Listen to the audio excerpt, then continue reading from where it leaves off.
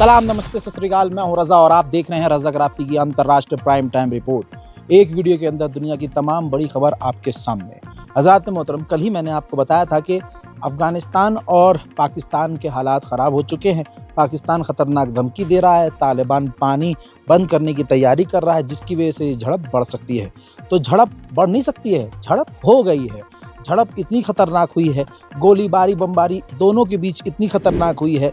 25 से 26 तालिबानी लड़ाकों को पाकिस्तान की फ़ौज ने ढेर किया और तालिबानी हमले में पाकिस्तान के 4 से 5 फ़ौजी मारे गए हैं।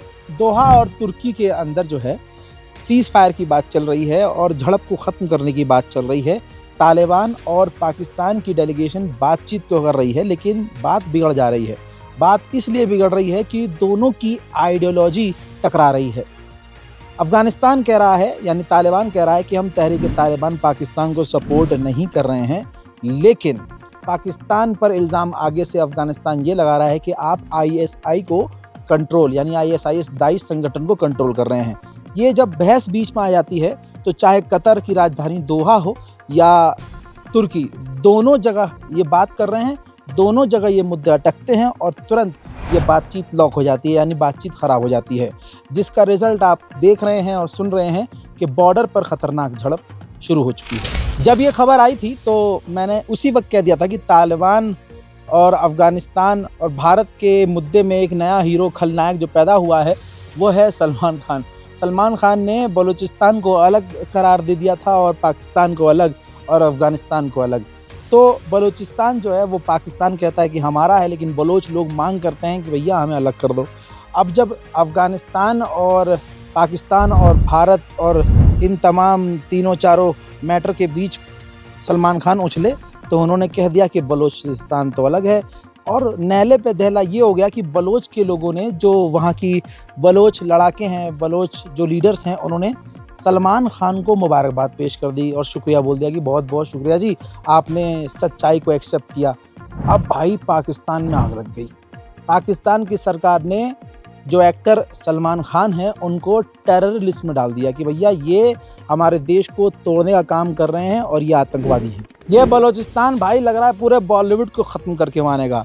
भाई ये सलमान खान का मुद्दा क्या उठा कि बलूचिस्तान के जो लीडर्स हैं उन्होंने अपना एक देश घोषित किया हुआ है कि भाई बलूचिस्तान हमारा अपना है, और उन्होंने बलूचिस्तान सरकार का ब्रांड एम्बेसडर ये सलमान खान, शाहरुख खान, माधुरी दीक्षित और ये जो रजनीकांत है इनको घोषित कर दिया है। ये तो वही वाली बात है भाई, उड़ता हुआ तीर ज़बरदस्ती तुम किसी और पर डाल दो तो इस चीज़ से मामला और बिगड़ जाएगा। वहीं मलेशिया के अंदर जो है मुलाकात की है भारत के विदेश मंत्री जयशंकर ने अमेरिका के विदेश मंत्री से, और किस बारे में बात हो रही है? ट्रेड के बारे में। जहां मोदी सरकार ये दिखा रही है कि हम तो झुक नहीं रहे, हम तो बात नहीं कर रहे हैं, हमें कोई इंटरेस्ट नहीं है, हम तो फलाना निर्भर हैं, आत्मनिर्भर हैं, फलाना है तो मुमकिन है। मामला ये है कि जहां जहां अमेरिका जा रहा है, मोदी सरकार के नेता वहां, हमारे विदेश मंत्री वहां जा रहे हैं, बस कुछ भी करके डील हो जाए। बहरहाल अभी डील की संभावनाएं नज़र नहीं आ रही हैं। ठीक इसी तरह से डोनाल्ड ट्रंप चाइना को दिन रात करियाते हैं, लेकिन दूसरी तरफ यही डोनाल्ड ट्रंप चाइना के राष्ट्रपति शी जिनपिंग से बहुत जल्द मुलाकात करने वाले हैं। मुलाकात इतनी पक्की है कि दोनों के मिलने से पहले दोनों के ऑफिशियल ने मुलाकात की है। कहा जा रहा है कि अगर ट्रेड पर बात कामयाब होती है तो अमेरिका चाइना के ऊपर से टैरिफ को लगभग जो 100% टैरिफ लगाया है उसको कम कर देगा। उधर चाइना ने ब्रिटेन के प्रधानमंत्री को धमकी दी है कि आधिकारिक तौर पर अगर आपने ये ऐलान नहीं किया कि ताइवान चीन का है, यानी अगर आपने ये एक्सेप्ट नहीं किया कि ताइवान चाइना का है यानी हमारा है, तो हम यानी चाइना ब्रिटेन से तमाम रिश्ते तोड़ लेगा। इन तमाम चीज़ों के बीच ताइवान काफ़ी परेशान। ताइवान अपना मिलिट्री बजट बढ़ाकर अमेरिका और दूसरे देशों से हथियार खरीदने की तैयारी में है। यहाँ भाई साहब हमें मतलब सिखाया जाता है कि भाई गू खाने वाली चीज़ है, पेशाब पीने वाली चीज़ है, और उधर देखिए चाइना ने दावा कर दिया है कि जेलीफिश के साइज़ का हमने एक ऐसा बायोनिक टेक्नोलॉजी से ट्रांसपेरेंट, हमने फुल्ली ट्रांसपेरेंट हमने एक रोबोट बनाया है जासूसी के लिए। अब अगर आप देखिए कि चाइना इतना एडवांस है कि एक जेलीफिश के साइज़ का रोबोट बना देता है वो, और वो रोबोट पूरा ट्रांसपेरेंट हो रहा है, यानी अगर आपकी आँख के आगे से गुजर जाए वो आपको दिखेगा नहीं। ये सब चीज़ें हम हॉलीवुड की फिल्मों में देखा करते थे, और हॉलीवुड ने अभी तक शायद ऐसा कुछ बनाया भी नहीं है जैसा ये चीन ने बना लिया है। अब इससे जो है भारत के लिए बड़ा ख़तरा है, सीधा सीधा अमेरिका के लिए बड़ा ख़तरा है। भारत के लिए तो इस टाइम हर चीज़ ख़तरे वाली हो रही है, क्योंकि हमारी सरकार जो है भारत के अंदर जो है आपस में लोगों को लड़वा रही है, लेकिन इंटरनेशनल लेवल पर दूसरा खेल चल रहा है। बहरहाल अब यहाँ जो है आप गू मूत पीजिए, ये तरक्की है, यहाँ हिंदू मुसलमान कीजिए, ये विकास है, और चाइना भाई साहब एडवांस पहुँच जा रहा है, जबकि चाइना जो है ना गोबर खाता है ना गू खाता है। और यहाँ आप देखिए कि हमारा हाल क्या हो गया है, हर चीज़ हमारे खिलाफ हो रही है। सिर्फ यहाँ नेता, चाहे वो कांग्रेस का भी हो चाहे भाजपा का भी हो, कोई भी हो, सिर्फ नेतागिरी और भाषणबाजी में आगे हैं। पूरे भारतवासियों को बेवकूफ़ बनाया जा रहा है। मोहतरम हज़रात, उधर साउथ चाइना सी के अंदर अमेरिका का एक advance F-18 fighter jet crash हो गया, और साथ में एक हेलीकॉप्टर भी। खबर यह है कि मारा तो कोई नहीं गया है, लेकिन नुकसान अमेरिका को बड़ा ज़्यादा हो गया है। हज़रात मोहतरम, बड़ा अपडेट यह है कि तुर्की पहुंचने वाले हैं ब्रिटेन के प्रधानमंत्री, और तुर्की टाइफून फाइटर जेट खरीदना चाहता है ब्रिटेन से। लेकिन इस विजिट के दौरान कहा जा रहा है तुर्की और ब्रिटेन के बीच कई अहम बड़ी डील हो सकती हैं, और कई तरह के हथियार तुर्की ले सकता है। वहीं पाकिस्तान के मिलिट्री ऑफिशियल बांग्लादेश की राजधानी ढाका पहुंच गए, और वहां उन्होंने यूनुस की सरकार के तमाम कमांडर से मुलाकात की है। सीधी बात यह है कि ये है भारत के लिए बड़ा ख़तरा। जो हरकत अभी बांग्लादेश कर रहा है पाकिस्तान के साथ मिलकर, भारत की आंखों में ये चीज़ें चुभ रही हैं। कहने के लिए अल्बानिया एक मुस्लिम देश है, लेकिन इस वक्त ये कॉमेडियन देश के तौर पर देखा जा रहा है। याद होगा मैंने आपको बताया था कि अल्बानिया पूरी दुनिया का एक पहला ऐसा देश है जिसने अपना एक AI आर्टिफिशियल इंटेलिजेंस को मिनिस्टर बना दिया था। अब उन्होंने नया ऐलान क्या किया है अल्बानिया की सरकार ने, कि हमारा जो AI मिनिस्टर है, यानी वो महिला है भाई, है ना, तभी तो अभी आगे आपको समझ में आएगा। हमारी जो AI मिनिस्टर हैं जिन्हें हमने बनाया था मिनिस्टर, अब वो प्रेग्नेंट हैं। उनके लगभग 80 से 86 बच्चे पैदा होंगे, और वो सब के सब जो है नेता बनेंगे। ये चल क्या रहा है भाई? ओ भाई मुझे मारो, हद हो गई यार। दुनिया में इतने ख़तरनाक जंग के हालात बने हुए हैं, लोग लड़ रहे हैं, भिड़ रहे हैं, ये मजाक कर रहे हैं। To share for first time that Diela is pregnant, and she's expecting 83 kids. Each kid for one member of our parliament.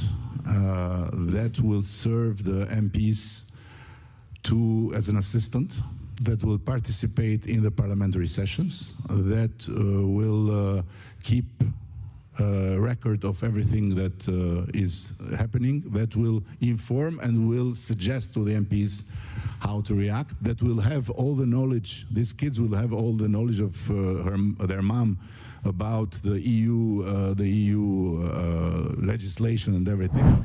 And हजरात, गुजरी रात 5 साल के बाद दिल्ली से चाइना के लिए पहली फ्लाइट ने उड़ान भर दी है। वीडियो आपके सामने।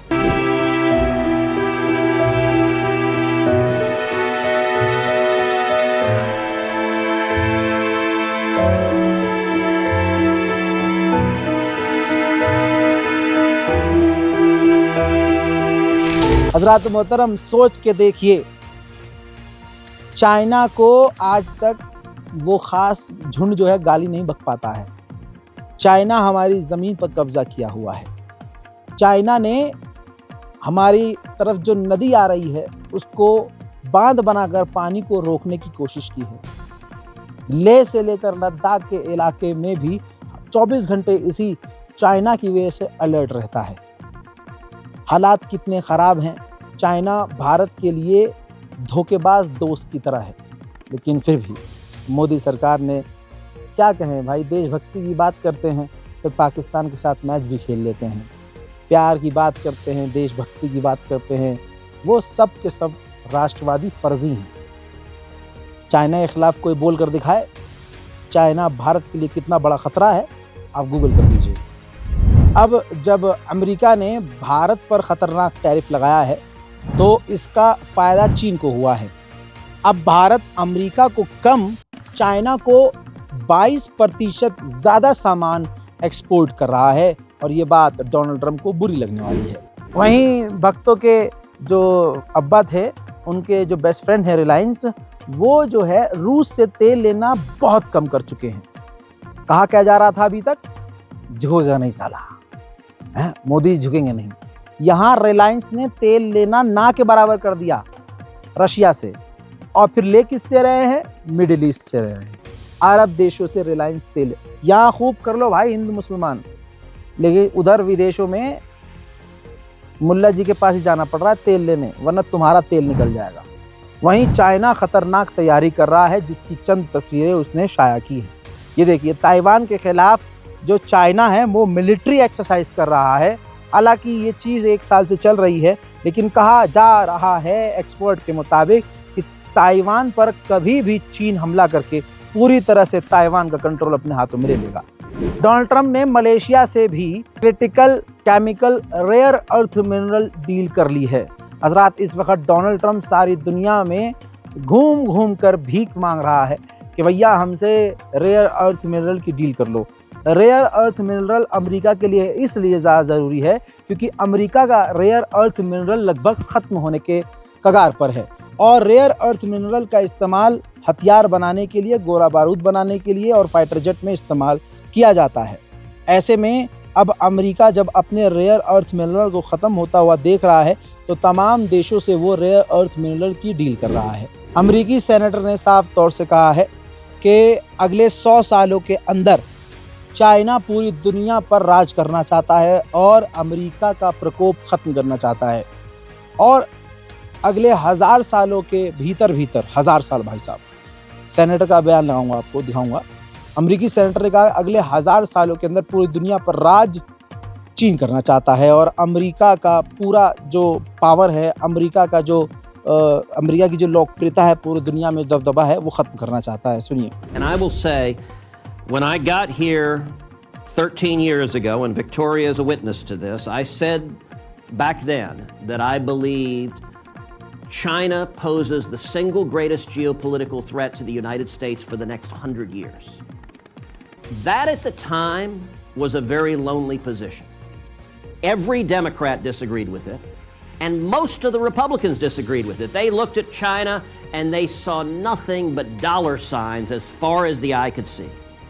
I will say more and more people, their eyes have opened up to the threat that Communist China poses, particularly COVID, the malevolence of the China. America के पूर्व NSA चीफ ने खुलासा किया है कि 5 सालों से चाइना अमेरिका के इंफ्रास्ट्रक्चर के भीतर है, हमारे ट्रांसपोर्ट के अंदर है, टेलीकॉम के अंदर है, हर कंपनी के अंदर चीन घुसा हुआ है और उसने हर जगह हमला किया है। ये हमला मिसाइल वाला नहीं है, ये हमला वही है साइबर क्राइम करने वाले, डेटा लीक करने वाले, चिप के ज़रिए अमेरिका पर नज़र रखने वाले, इस तरह की बातें उन्होंने की है। हालांकि कॉपीराइट का मसला है, इसलिए मैं आपको दिखा नहीं सकता। हज़रात, अब ताज़ा तस्वीर वेनेजुएला से। वेनेजुएला के करीब अमेरिका ने अपना एक और एयरक्राफ्ट कैरियर भेज दिया है। बिल्कुल क्लियर हो चुका है कि वेनेजुएला पर बहुत जल्द किसी भी वक्त अमेरिका हमला करके कब्जा करने की तैयारी में है। अमेरिका की गुंडागर्दी ये है कि अमेरिका खुला कब्जा करने की तो बात कर रहा था वेनेजुएला पर, लेकिन अब वो ये कह रहा है, अमेरिकी सेनेटर कह रहे हैं कि हमें नहीं लगता, यानी मुझे नहीं लगता कि वेनेजुएला के जो राष्ट्रपति हैं वो लंबे समय तक हमारे बीच रहेंगे, यानी वेनेजुएला के राष्ट्रपति को अमेरिका कत्ल भी करवा सकता है। Flooding our country with drugs from Venezuela and Colombia. So I hope Maduro would leave peacefully, but I don't think he's going to stay around much longer. I think President Trump is tired of Venezuela being used as a staging platform to poison. हज़रात मोहतरम, अंतर्राष्ट्रीय prime time report में आज और अभी के लिए इतना ही। जय हिंद।